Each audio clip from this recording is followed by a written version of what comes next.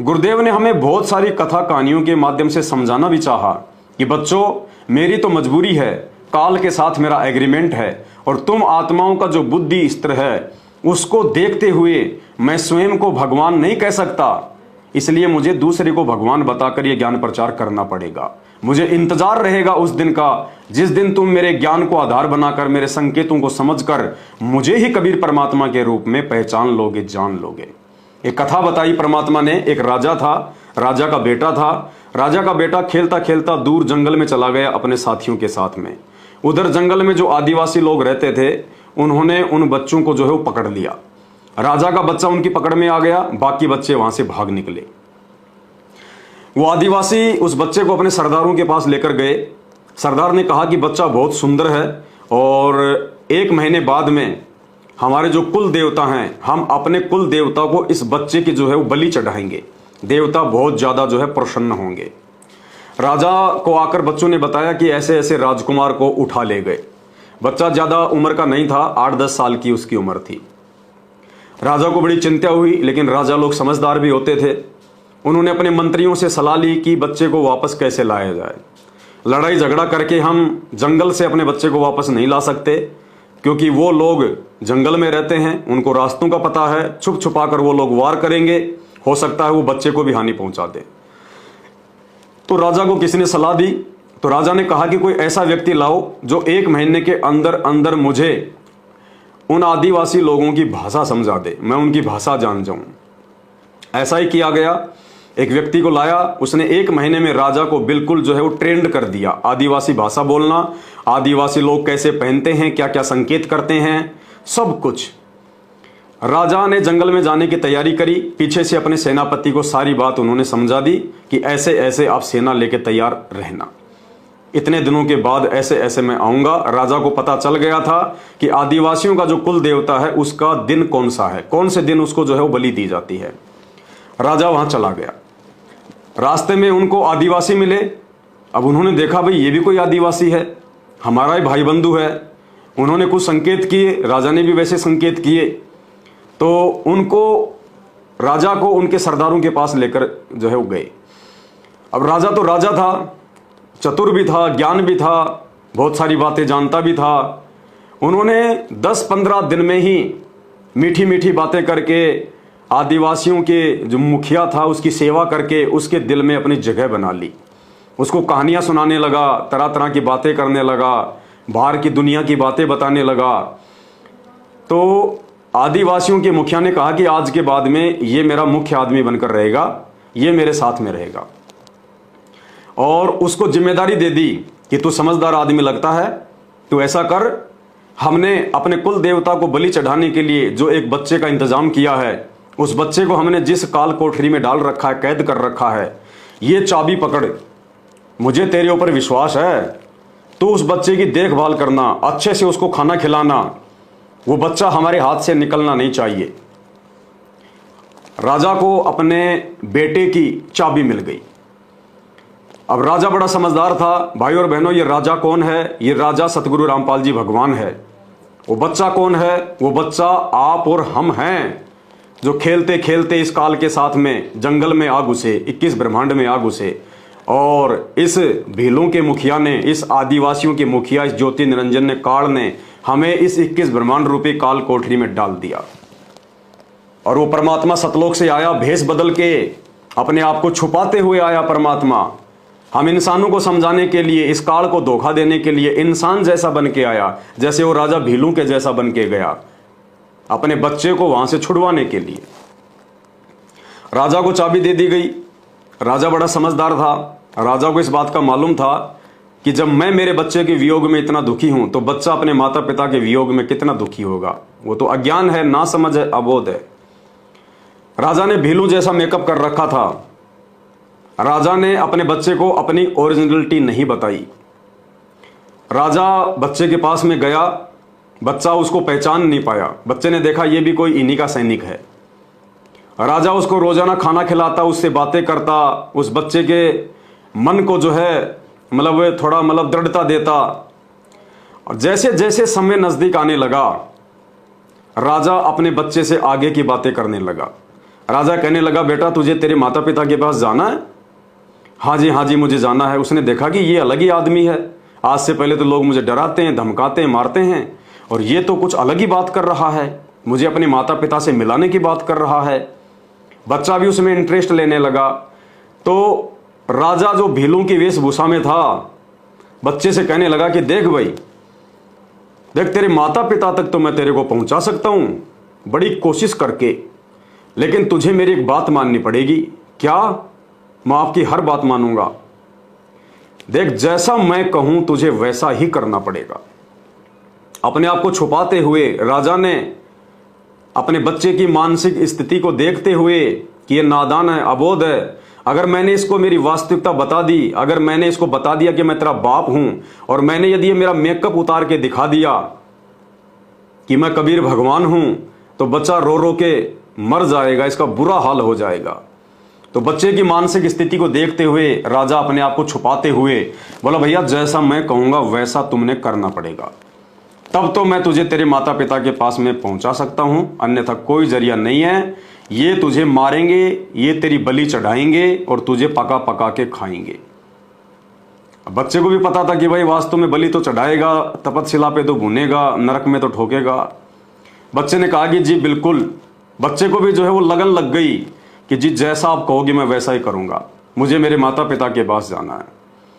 तो राजा ने बच्चे को सारी बातें समझा दी, सारी बातें, कि ऐसे ऐसे उस दिन तेरी जो है वो बलि चढ़ाई जाएगी, और बलि चढ़ाने से पहले ये लोग नाचते हैं, डांस करते हैं, मदिरा पान करेंगे, बढ़िया बढ़िया भोजन खाएंगे हैं, और उस दिन मैं इनके साथ में एक खेल करूंगा, और तू तैयार रहना, सो मत जाना।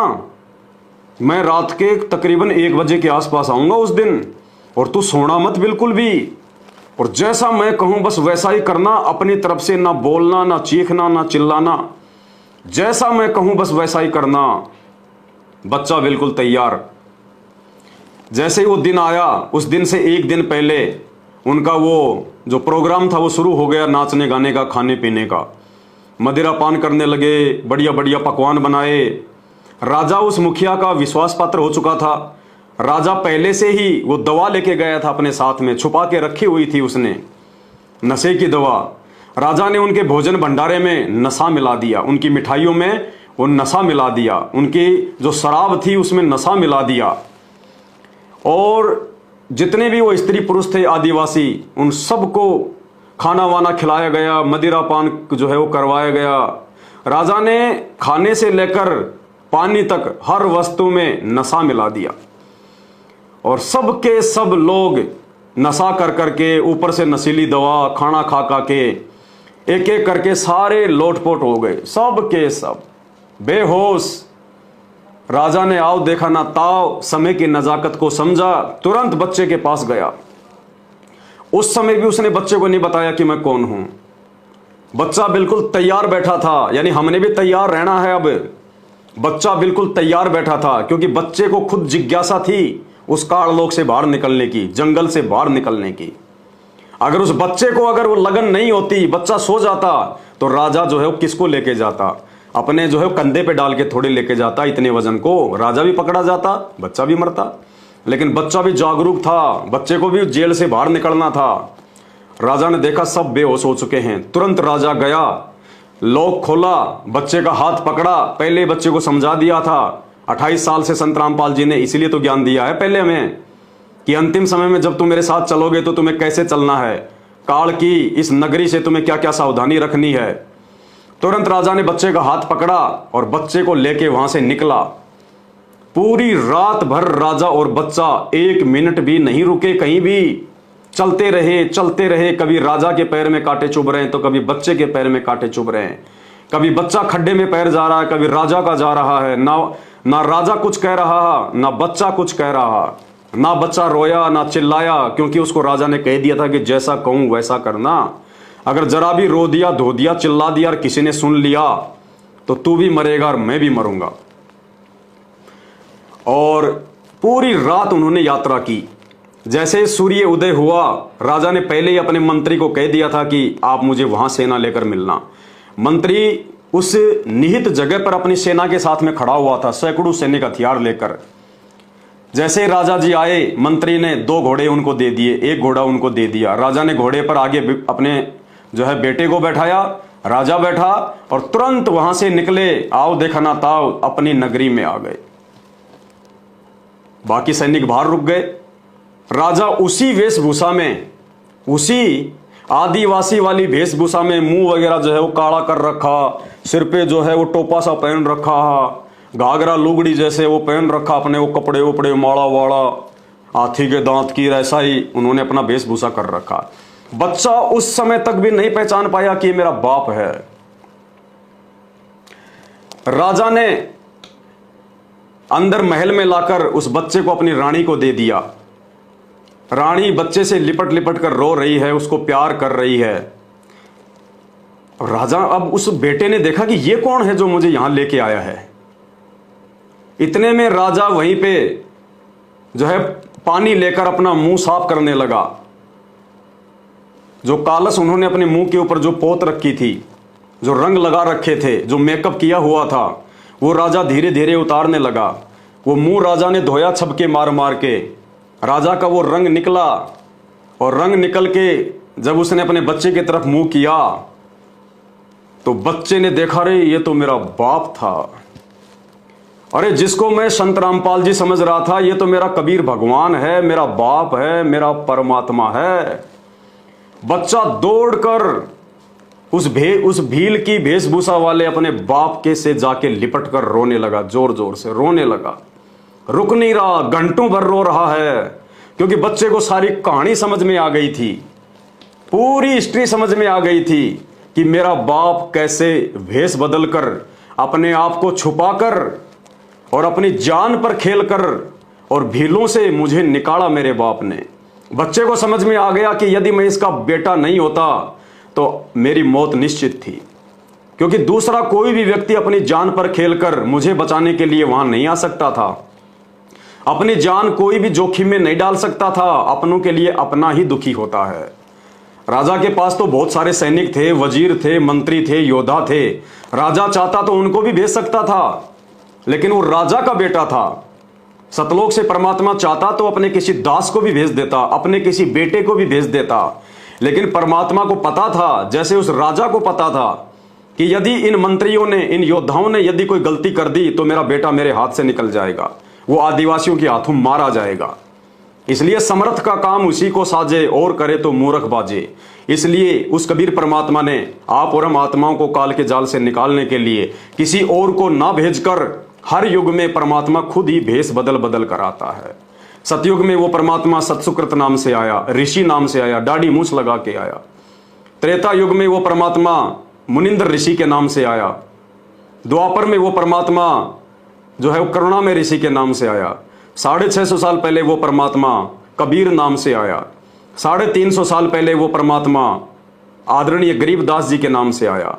और आज वर्तमान में वही कबीर भगवान, वही कबीर परमात्मा परम पूज्य सतगुरु रामपाल जी परमेश्वर जी के रूप में आप और हमारे समक्ष प्रकट हैं, विद्यमान है।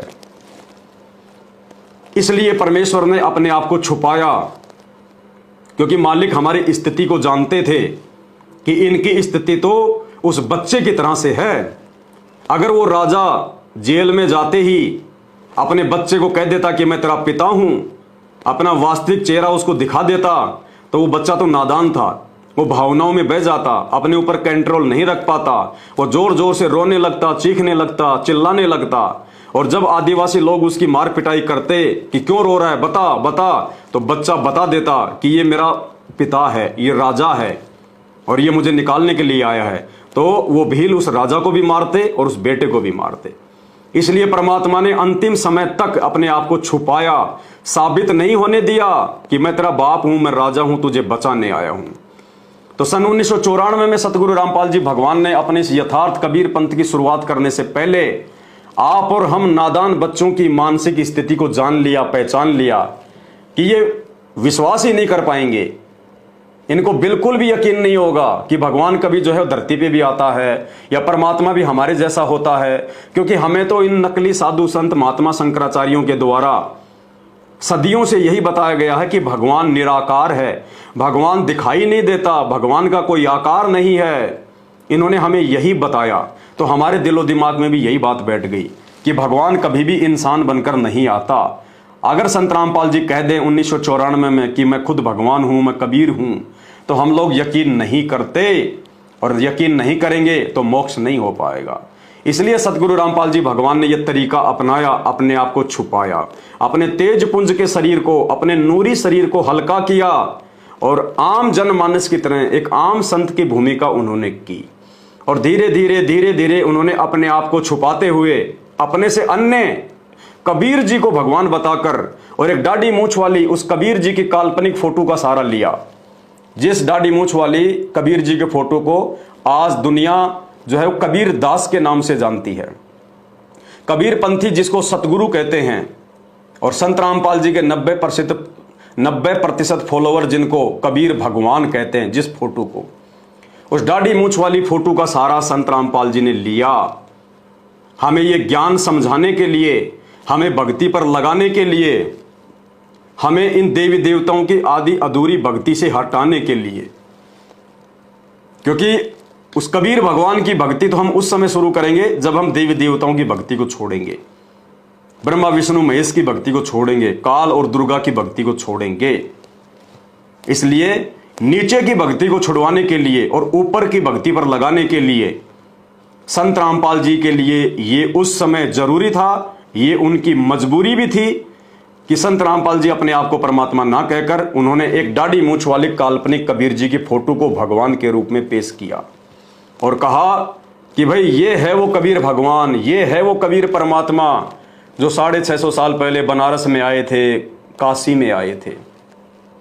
और धीरे धीरे धीरे धीरे उन्होंने अपना ज्ञान प्रचार करना शुरू किया। लोगों ने धीरे धीरे नीचे वाली भक्ति छोड़नी शुरू करी।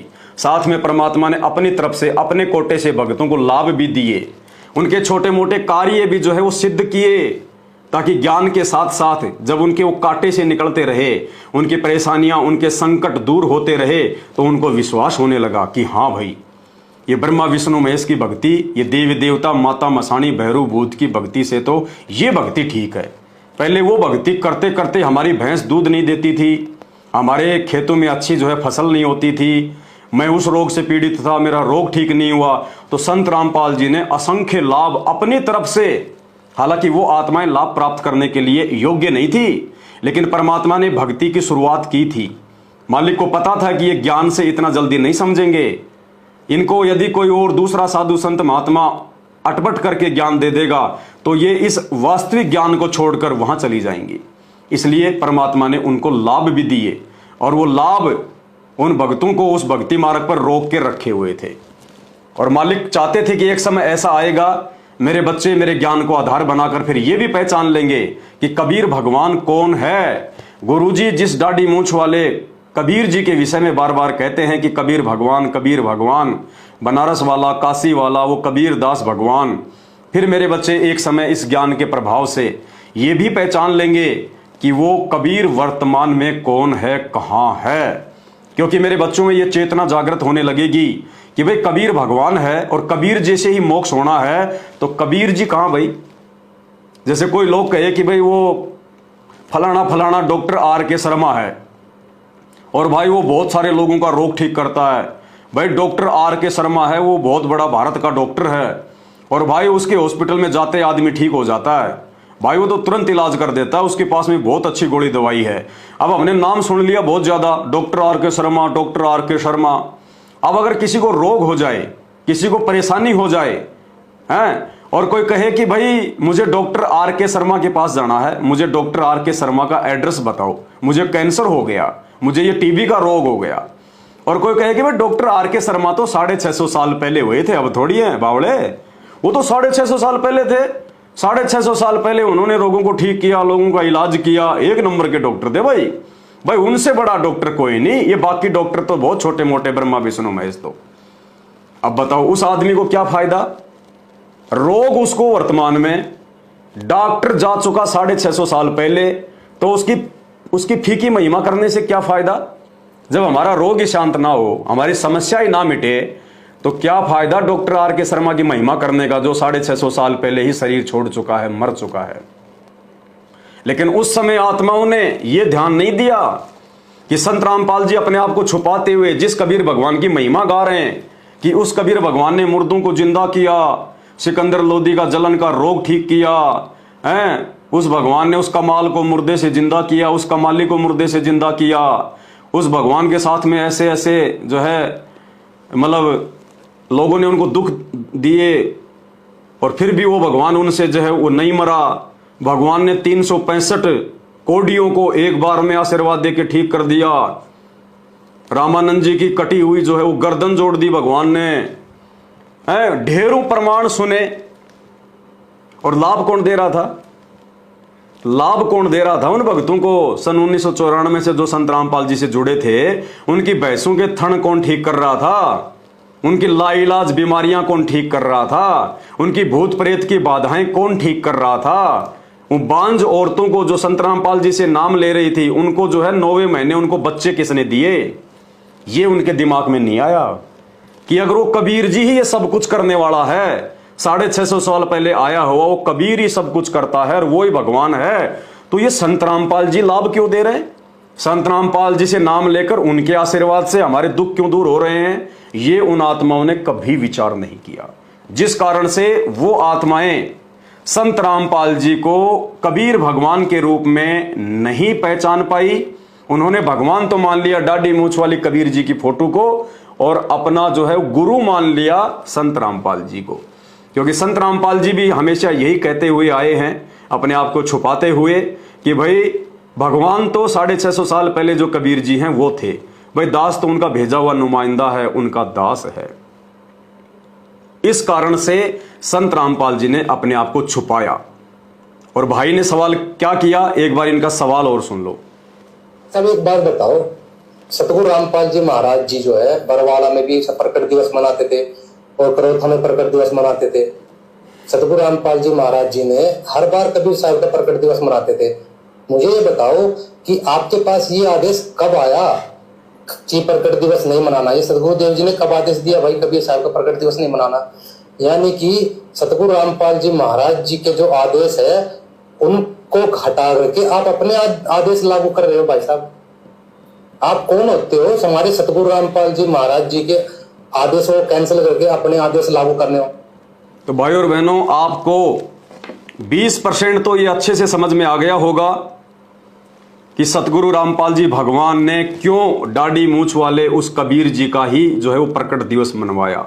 क्यों उन्होंने किसी को नहीं कहा कि आप मेरा प्रकट दिवस मनाओ, मैं संत रामपाल ही कबीर हूं, भगवान हूं, अल्लाह हूं, परमात्मा हूं, आप मेरा प्रकट दिवस मनाओ, दाढ़ी मूंछ वाले कबीर जी का प्रकट दिवस ना मनाओ। आपको 20% तो समझ में आ गया होगा, क्योंकि उन्होंने अपने आप को छुपाते हुए खुद कबीर भगवान होते हुए संत रामपाल जी ने हम जीव आत्माओं की बुद्धि स्तर को देखते हुए और हमें धीरे धीरे ये ज्ञान समझाने के लिए, देव देवताओं की भक्ति छुड़वाकर अपनी भक्ति पर लगाने के लिए उन्होंने अपने आप को छुपाया। उन्होंने अपने आप को कभी भी जो है कबीर भगवान साबित नहीं किया। और जब उन्होंने भगवान इस भक्ति मार्ग की शुरुआत उन्होंने भगवान दाढ़ी मूंछ वाले कबीर जी को ही जो है आगे सामने खड़ा करके इस मार्ग को उन्होंने चलाया, हमें ज्ञान समझाया, तो जाहिर सी बात है वो प्रकट दिवस भी उस दाढ़ी मूंछ वाली कबीर जी की फोटो का ही मनवाएंगे। अगर संत रामपाल जी उस समय भगवान तो बता रहे दाढ़ी मूंछ वाले कबीर जी को, और यदि वो प्रकट दिवस मनवाएं अपना, तो कौन मनाता उनका प्रकट दिवस? कि किसके हृदय में ये बात समाती? लोग नहीं मानते। और अपने गुरु जी की बात पे अविश्वास करना मतलब भक्ति मार्ग से दूर हो जाना। इसलिए सतगुरु रामपाल जी भगवान ने कभी भी भक्तों को मना नहीं किया कि मैं कबीर हूं और अब आप मेरा ही प्रकट दिवस मनाओ। और जो वो कबीर जी थे दाढ़ी मूंछ वाले जो 650 साल पहले आए थे, उनका प्रकट दिवस मनाना छोड़ दो। वो उन्होंने पहले भी नहीं कहा, वो आज भी नहीं कह रहे और वो आगे भी नहीं कहेंगे। ये बात आप लोगों ने खुद ही निष्कर्ष निकालना पड़ेगी कि वास्तव में कबीर कौन है। अगर कबीर वो दाढ़ी मूंछ वाली फोटो है, कबीर भगवान वो ही है, तो क्या उस दाढ़ी मूंछ वाले कबीर ने आकर तुम्हें नाम दीक्षा दी? क्या तुम्हें उसने आशीर्वाद दिया कभी आकर? क्या उस कबीर ने जहां भी वो रहता है दाढ़ी मूछ वाला, जिस रूप को, जिस शकल को हम कबीर भगवान मान रहे हैं मूर्खता में, अज्ञानता में, क्या उस कबीर ने आके आपको प्रथम नाम दिया? क्या उस 650 साल पहले वाले कबीर ने आके आपको सतनाम दिया, सारनाम दिया? क्या आपकी शंकाओं का समाधान किया? क्या आप लोगों के लिए उस कबीर ने, 650 साल पहले वाले कबीर ने, दाढ़ी मूछ वाले कबीर ने, क्या कभी आपको करोथा आश्रम में बैठ के सत्संग सुनाए, बरवाला आश्रम में बैठकर सत्संग सुनाए? क्या वो दाढ़ी मूछ वाला कबीर भगवान हम आत्माओं के उद्धार के लिए, मोक्ष के लिए इस काल से पंगा लेकर, देश और दुनिया वालों से पंगा लेकर, देश और दुनिया वालों के नजरों में गुंडा और भुंडा कहलवाकर, क्या वही कबीर, दाढ़ी मूछ वाला कबीर, दाढ़ी मूछ बढ़ा बढ़ाकर, सिर पे मोर पांख लगाकर, क्या वो कबीर आज हिसार जेल में बैठा हुआ है? तो फिर विचार करो, फिर कबीर कौन है? जब उस कबीर ने हमारे लिए कुछ किया ही नहीं, वो कबीर हमसे आकर कभी मिला ही नहीं, उस कबीर ने हमें नाम दिया ही नहीं, उस कबीर ने हमारे को सत्संग सुनाए ही नहीं, उस कबीर ने कभी हमारे वो दुखड़े सुने ही नहीं। पूरे दिन में वो कबीर हमें मुश्किल से 1% याद आता है, 1%। वो दाढ़ी मूछ वाला 99% हमारे तन मन में हमारे गुरुदेव भगवान बसे हुए हैं। फिर तुम्हें क्यों समझ में नहीं आता कि वर्तमान में धरती पर असली कबीर भगवान कौन है और कौन से कबीर का प्रकट दिवस मनाना चाहिए? क्या अब भी नहीं समझोगे? हिसार जेल से आ रहे इन सत्संगों में बार बार गुरुदेव इस बात पर जोर देते कि बच्चों, क्या तुम अब भी नहीं समझोगे अपने भगवान को, अपने परमात्मा को? तुम्हें और मैं कैसे बताऊं, कौन सी विधि अपनाऊं, कौन सी भाषा का प्रयोग करूं कि भगवान कौन है? बार बार गुरुदेव जोर देते हैं, बार बार गुरुदेव जोर देते हैं कि बच्चों, क्या तुम अब भी नहीं पहचानोगे अपने भगवान को? धिक्कार है अगर आप तुम अब भी नहीं पहचानोगे तो। लेकिन फिर भी 90% वो भाई बहन जो सतलोक आश्रम मैनेजमेंट हरियाणा से जुड़े हुए हैं, आज भी उनका दुर्भाग्य कि वो अपने गुरुदेव में उस कबीर परमात्मा को नहीं देख रहे। भले वो अपनी जुबान से कहें कि हमारे गुरुजी भगवान हैं, हमारे गुरुजी ही कबीर जी हैं, लेकिन नहीं, खाली जुबान से कहने से परमात्मा प्रसन्न नहीं होता। जुबान से बोलने मात्र से हम सतलोक की प्राप्ति नहीं कर सकते। हमारी सारी आध्यात्मिक जो क्रियाएं हैं वो भी उसी हिसाब से होनी चाहिए। यदि वास्तव में आपने अपने गुरुजी को ही कबीर भगवान के रूप में मान लिया, आपकी आत्मा ने स्वीकार कर लिया कि मेरे गुरुजी ही कबीर जी है, परमात्मा है, तो भैया फिर आपके घरों में वो दाढ़ी मूछ वाली वो कबीर जी की काल्पनिक फोटो क्या कर रही है? आपके दरबार में वो दाढ़ी मूछ वाली कबीर जी की फोटो क्या कर रही है? जिस फोटो के चरणों में आपने अपने गुरु असली कबीर संत रामपाल जी को बैठा रखा है, जिस फोटो का आपने नाम दे दिया गुरु गोविंद, आपके गुरु जी नीचे बैठे हैं और वो नकली गोविंद ऊपर बैठा हुआ है। नकली गोविंद ऊपर और वर्तमान का जो असली गोविंद है संत रामपाल जी भगवान, उसको आपने नकली गोविंद के जो है पैरों में बैठा रखा है। मंत्र कार्ड आप जाप करते हैं, सबसे पहला जो मंत्र है सत सुकृत अविगत कबीर, और उसके ऊपर जो फोटो लगी हुई है वो किसकी लगी हुई है? उसी दाढ़ी मूछ वाले की। और उसके चरणों में आपने असली कबीर संत रामपाल जी को बैठा रखा है। कहां माना आपने संत रामपाल जी को भगवान? गुरु और गोविंद दो नहीं भाई, जब तक दो समझोगे दो जग में जाई, वो आत्मा नरक में जाती है। क्या कर रही है आपके घरों पे वो कबीर जी की दाढ़ी मूछ वाली फोटो? अगर आपने अपने गुरु जी को ही कबीर भगवान मान लिया है तो क्यों सुबह सुबह आरती करते समय उस कबीर जी का जयकारा लगाते हो और उसके बाद में संत रामपाल जी का जयकारा लगाते हो? इसका मतलब अभी आपने संत रामपाल जी को ही कबीर जी नहीं माना, तभी तो आप उनका जयकारा लगा रहे हो। सबसे पहले उठते नित्य नियम करते हो, बंदी छोड़ कबीर साहिब की जय, बंदी छोड़ गरीबदास जी महाराज की जय, और तीसरे नंबर पर आप असली कबीर संत रामपाल जी का जयकारा लगाते हो, बंदी छोड़ सतगुरु रामपाल जी महाराज की जय। यानी संत रामपाल जी को आपने तीसरे नंबर पर, थर्ड पोजीशन पर बैठा रखा है। संत रामपाल जी से पहले तो आप जी गरीबदास जी का जयकारा लगाते हो। अरे सबसे पहले जयकारा किसका लगाया जाना चाहिए? पूर्ण परमात्मा का, अपने गुरुदेव भगवान का जयकारा लगाया जाना चाहिए सबसे पहले। आपने कहां उनको कबीर जी मान लिया? आपने तो उसको तीसरी पोजीशन पे बैठा रखा है। कहां माना आपने? बताइए, अगर आपने अपने गुरु को ही कबीर भगवान मान लिया होता तो जून के महीने में वो दाढ़ी मूंछ वाले कबीर जी की फोटो को चेयर पर बैठाकर क्यों इन आश्रमों में भोग लगाया जाता है? क्यों उस दाढ़ी मूंछ वाली बेजान उस मुर्दा फोटो को भगवान मानकर उसका प्रकट दिवस मनाया जाता है? आप तो डुअल मोड में चल रहे हैं। जून के महीने में दाढ़ी मूंछ वाले को भगवान मान के उसका प्रकट दिवस, और 8 सितंबर के दिन संत रामपाल जी का अवतरण दिवस, यानी आप तो डुअल मोड में। अगर आप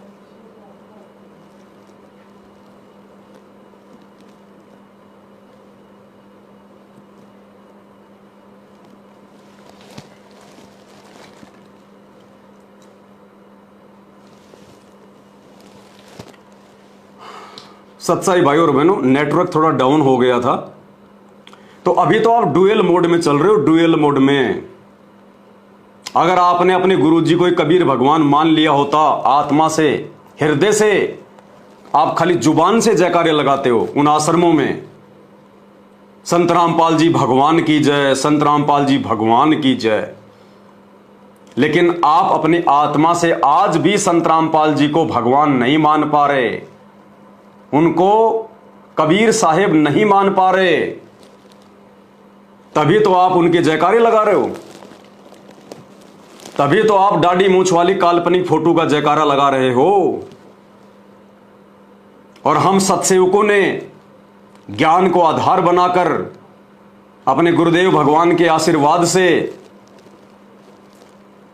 अपने गुरुदेव को ही परमात्मा मानकर, परमेश्वर मानकर, हमने अपने गुरुदेव भगवान के अलावा बाकी सबका जयकारा लगाना छोड़ दिया। हम ना तो ये बोलते बंदी छोड़ कबीर साहिब की जय, हम ना ये बोलते कि बंदी छोड़ गरीबदास जी महाराज की जय, हम ना ये बोलते कि स्वामी राम देवानंद जी महाराज की जय। क्यों भाई, कौन है स्वामी राम देवानंद जी महाराज? क्या लगते हैं आपके स्वामी राम देवानंद जी महाराज? क्या दिया आपको स्वामी संत रामपाल जी महाराज ने? स्वामी राम देवानंद जी महाराज ने क्या दिया आपको? आपने उनके वो सत्संग सुने हैं? स्वामी राम देवानंद जी महाराज जी के प्रवचन सुन के आपको ये तत्व ज्ञान हुआ है? या स्वामी राम देवानंद जी ने आपको प्रथम मंत्र दिया है, सतनाम दिया है? या स्वामी राम देवानंद जी आपको मोक्ष की गारंटी दे रहे हैं? क्या दिया उन्होंने आपको? वो तो परमात्मा ने एक भूमिका करी गुरु और शिष्य की, यहां तक आने के लिए, हमें ज्ञान समझाने के लिए। अन्यथा आप संत रामपाल जी को जगत गुरु कहते हैं। अरे जगत गुरु केवल कबीर भगवान है सृष्टि में, और जगत गुरु का मतलब होता है जो पूरे जगत को ज्ञान दे, पूरे विश्व को ज्ञान दे। और जगत गुरु का कभी कोई गुरु नहीं होता है। जिसका गुरु है वो जगत गुरु नहीं हो सकता। और आपको लगता है कि संत रामपाल जी को ज्ञान स्वामी राम देवानंद जी महाराज जी से हुआ है, तो ये आपकी बहुत बड़ी भूल है। अगर आपके अनुसार आज वर्तमान में संत रामपाल जी जो पूरे विश्व को ज्ञान दे रहे हैं, ये ज्ञान यदि उन्होंने आदरणीय राम देवानंद जी महाराज जी को अपना गुरु बनाकर ही प्राप्त किया है, तो भाई फिर संत रामपाल जी भगवान नहीं है, परमात्मा नहीं है, वे जगत गुरु नहीं हैं। जगत गुरु मतलब उनका स्वयं का ज्ञान। तो संत रामपाल जी ने तो आप लोगों के अनुसार आदरणीय राम देवानंद जी को अपना गुरु बनाकर उनसे ज्ञान लिया, उनसे ज्ञान लेके फिर आगे ज्ञान का प्रचार किया। तो ये ज्ञान संत रामपाल जी का तो है ही नहीं। ये ज्ञान तो आदरणीय राम देवानंद जी महाराज जी का हो गया, जिनसे संत रामपाल जी ने लिया। फिर संत रामपाल जी जो है वो जगत गुरु बन गए, फिर आगे वो लोगों को ज्ञान दे रहे। बहुत बड़ी भूल में जी रहे हो, बहुत बड़ी भूल में।